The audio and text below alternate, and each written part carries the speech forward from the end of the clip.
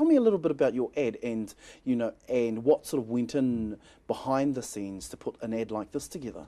Well, I think our concern is that successive governments, both Labour and National, have been moving New Zealand towards a constitutional position which in our judgment is totally contrary to the Treaty of Waitangi.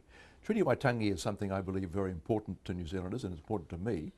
Article 3 says that all New Zealanders should have the same rights and privileges as British subjects, and I think that's a fantastic basis for nationhood. Unfortunately, I think successive governments have been increasingly giving Māori special status in law. I guess a good example of that is the Auckland Council.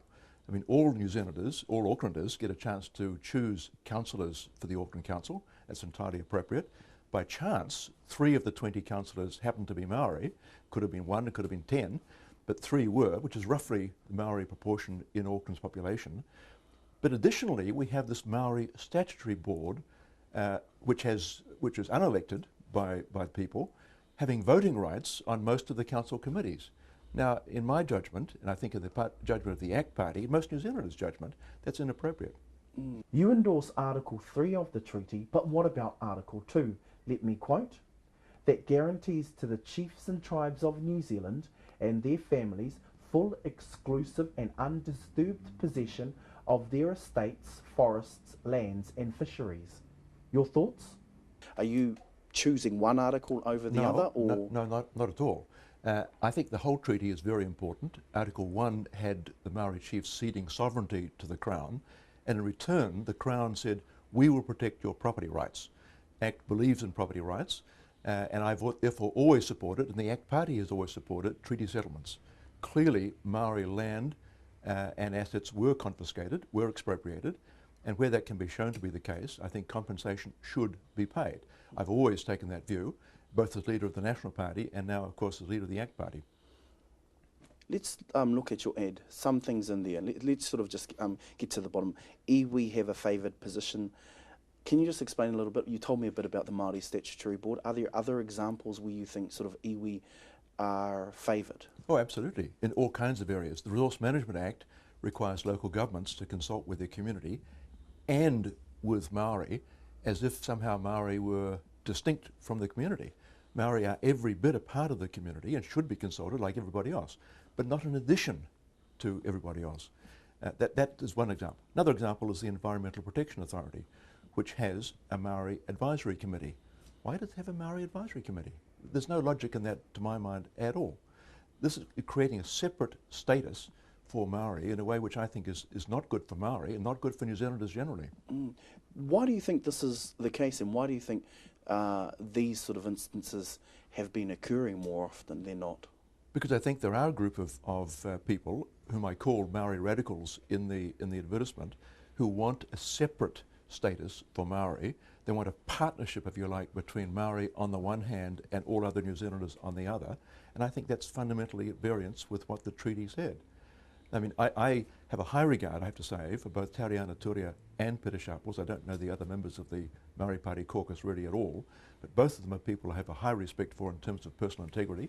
I don't doubt their sincerity, but what they want for New Zealand, I think, is fundamentally not consistent with a modern state. Peter Sharples has come out and sort of attacked your ad. He said you have learnt zilts about fostering an inclusive culture to take our nation forward. Your response? Well, I think it's really paradoxical, because what I think he is doing is creating a separate culture, a situation where Māori is one distinct and separate part of the New Zealand community, and the rest of us are the other part. Now, I think that is separatism. Reference to be made to John Ansell, at one point wanting an ad referring to apartheid Aotearoa. Now, I wasn't prepared to go with that language because apartheid implies violence and torture. We don't have that in New Zealand, thank heavens. But apartheid does talk about separate development, and I think that's what, ironically, Peter Sharples is pushing for. And you think that's a bad thing? Absolutely.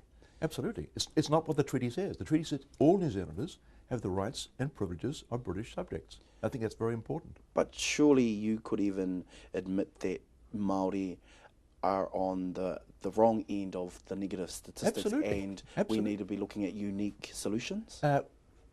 The ACT Party has solutions. Let's take one example. The Labor government abolished a separate youth minimum wage and required employers to pay the same minimum wage to a 16-year-old as to an adult. That's had devastating effects on youth unemployment, particularly Māori youth unemployment, and you've got 38% of young Māori unemployed. Now, what's the Māori Party saying about that? The ACT Party is saying, let employers hire young Māori at whatever rate they can get, rather than forcing them to stay at home on the dole. You've spoken about Peter Sharples in a good light, but he sees you're Māori bashing. Are you Māori bashing? Of course not. Of course not. What on earth is Māori bashing about saying all New Zealanders, whether Māori, Pacifica, Asian or European, should have the same rights? One other thing, he sort of goes further and he talks more around your leadership style as the leader of the ACT Party. And I quote, "Your divisive style of leadership that is used to discredit one section of our community has no place in today's politics." Your response? Well, as I say, I'm arguing that all New Zealanders should have the same rights and privileges, and I cannot for the life of me see how that is bashing any particular race. It's just totally contrary to what I'm doing. And what are you doing? Why am I doing it? Because it's an important part of the ACT message. I mean, ACT stands for better economy, full employment, faster growth, and one law for all. In terms of this one law for all, how do you see Māori under your policy of one law for all? How do I see them? I see them getting ahead in the same way that all other New Zealanders get ahead, with better healthcare, better education, better jobs, higher paying jobs. That's what I want for all New Zealanders. In terms of, I just want to come back, touch on this Māori privilege. You really believe that Māori are being privileged? In terms of the law, absolutely. I mean, I've referred to the Auckland Council, Resource Management Act, Environmental Protection Authority. What we're about to see is the National Policy Statement on Indigenous Biodiversity, which will require farmers who want to cut down, for example, scrub on their farm, having to get approval from both the local government and from tangata whenua.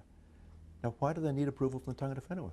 The local government, by all means, may have an involvement in that, but why also the tangata whenua, as if they were some kind of separate authority? They should not be. Honia says people can see your ad for what it is. I'll quote him, "A pathetic attempt to make people believe that Māori have privilege rights." Well, it's certainly an attempt to make it clear that Māori are demanding legal privilege in a way that I think is totally inconsistent with the treaty. I thought ACT was a party with a strong economic platform, so why are you concentrating on Māori issues? As I said, all last month, all of June, we focused on the reintroduction of a youth minimum wage. That would do more for unemployed young Māori than anything which Hone Harawira or the Māori Party are talking about. So you believe that you can do more for Māori? Absolutely. I think the advertisement refers to Apirana Ngata. Apirana Ngata was a great Māori leader, a great New Zealand leader. I had such a high regard for him that I put him on the $50 banknote when I was governor of the Reserve Bank. A great leader. He would have been leader of the ACT Party, I suspect, had he been alive today. Are you changing the face of ACT? Well, I'm going with ACT exactly where ACT has always gone. ACT has always stood for one law for all. ACT has always stood for higher, better quality education, better quality healthcare, faster growth. And that's exactly where I want to take it. Just quickly back on our advertisement, let's talk about the words you used. We've got pandering to Māori radicals. This is the one that was published in the Herald. But you also had a previous word which was Māorification. Tell us a little bit behind that. Well, listen, that ad did not run, as you know, and I felt that implied the problem was Maori, whereas I'm saying the problem is a constitutional view held by some Maori radicals, which the government has bought, which Labour government also bought. So that's the problem, not Maori. Maori are not the problem, so I didn't like the word Maorification. In terms of, Hone Harawira also makes one other statement. He says you're a dinosaur. He says you're a dinosaur and you have no place in politics anymore. Look, that's a silly comment. I'm not prepared to comment on that. Let's go back a bit back to ACT. Talk about economics. The economics. ACT, you know, has always been a strong party around, you know, building our economy. Tell us something in terms of, you know, where do you see Māori in in terms of the policies that you're making around economics? Well, I think all New Zealanders are being seriously disadvantaged right now by an economy which is growing very slowly. The Prime Minister said recently that the average incomes of New Zealanders were lower in the last quarter of 2010 than they were 6 years earlier. All New Zealanders are hurt by that, Maori New Zealanders included. So I think the ACT Party is very keen indeed to rejuvenate the economy. We think we can do that with our policies. We think also that a lot of the problems which Maori New Zealanders face relate to underachievement in education. And we're very keen indeed to give Maori parents more choice about where their children go to school. Let's talk about taxes. What's your position on something like the capital gains tax? Well, I think the devil is in the detail. I mean, I must say that from a fairness point of view, you'd have to say there's some merit in a capital gains tax, and I've always had that view.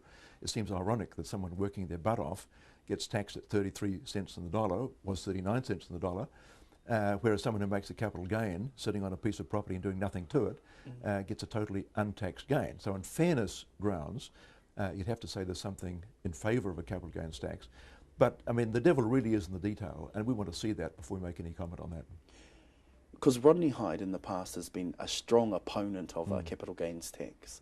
Are you saying that you haven't actually made up, haven't decided where the actual ACT policy is now, or under Rodney it was against the capital gains tax? That's right, and there are arguments. There are arguments on both sides of that issue. Economists, by and large, tend to favour a capital gains tax. You're quite right. Rodney did not. As I say, I want to see what the Labour Party is actually coming up with before I express a view on it. Let's sort of into the future. The purpose of your ad was to try and lift your party vote. Do you really believe that you can do that? Can I lift the party vote? I'm absolutely convinced of it. But not just around this issue. I mean, let's say, for example, the ETS. There's a great amount of feeling, particularly in the countryside, that the ETS is an abomination. Why should New Zealand be the only country in the world to have an all gases, all sectors emissions trading system? So we are very keen to abolish that system, or at least abolish it until our major trading partners adopt similar schemes. Australia just adopted this scheme. Well, a different scheme actually. It's a tax rather than ETS, and they're talking. It's not in yet. That's proposed, I think, yesterday by the government. But Australia is the largest trading partner, to be sure. They may have a system. China has not got one. The US has not got one. Japan has not got one. All our major trading partners, with a possible exception of Australia, do not have a similar scheme. Okay, then environmental policy. What is ACT's environmental policy? Well, we clearly believe in a good, sound, clean environment for New Zealand. Does that mean we have to have an ETS? Absolutely not. Let's just go back a little bit. Mana Party, the Māori Party. Māori Party have just come out and said that they're not willing to work with the Mana Party. Your thoughts there? I'm sorry, I didn't get the question. The question. Your thoughts in terms of this whole dynamic playing out in between the Māori Party between and the the Mana Māori Party? Party and the Mana Party? Oh, listen, it's not appropriate for me to comment on that. That's for Peter Sharples, Tauriana Turia and Honi Harawira to resolve, and I don't have a view on that. In terms of after the election, could you work with either of these parties? Well, I discovered after 2005 election that Tauriana Turia and Peter Sharples shared National Party's view on the need for welfare reform, for example. They also shared some of the view we had on educational choice. So in some areas, we might well be able to work with the Māori Party, but clearly their constitutional view is fundamentally different from, I think, the ACT Party view, and indeed what most New Zealanders want. Have you had a chance to sort of sit down and talk with Tauriana Turia and Peter Sharples at all? Since Since you've taken over as leader of the ACT Party? no, I haven't. Is that something you're wanting to do? Oh, well, I think it's one of the things I should do at some stage, but it's not for me a high priority at this point. I haven't sat down with any other political leaders either, except John Key, of course. Will we be seeing more advertisements around this coming out in the future? Around this? Around Māori sort of issues? Well, I don't know the answer to that question. There's more than 4 months to go to the election. For us, it's a very important part of our platform. We don't want to retreat from it. We certainly don't want to retreat from it because the Māori Party doesn't like it. In fact, the fact the Māori Party doesn't like it, or the Māori Party also doesn't like it, is a reason to focus on the issue. It's very important for New Zealand's future. And one last thing, in terms of the person who put the iwi to Kiwi ad thing, you've retreated and distanced yourself from him. Can you tell us a little bit about that? Well, look, that's an employment issue which I don't want to go into in detail. John Ansell is an extremely able, creative mind, no question about that. He did some fantastic billboards for me in the 2005 election. People always talk about iwi Kiwi, but there were about 20 billboards, only one of them focused on the Maori issue. But I thought that some of his language that he wanted to use and that he used to refer to the Prime Minister was just totally inappropriate, and I've accepted his resignation. Fantastic. Thank you very much.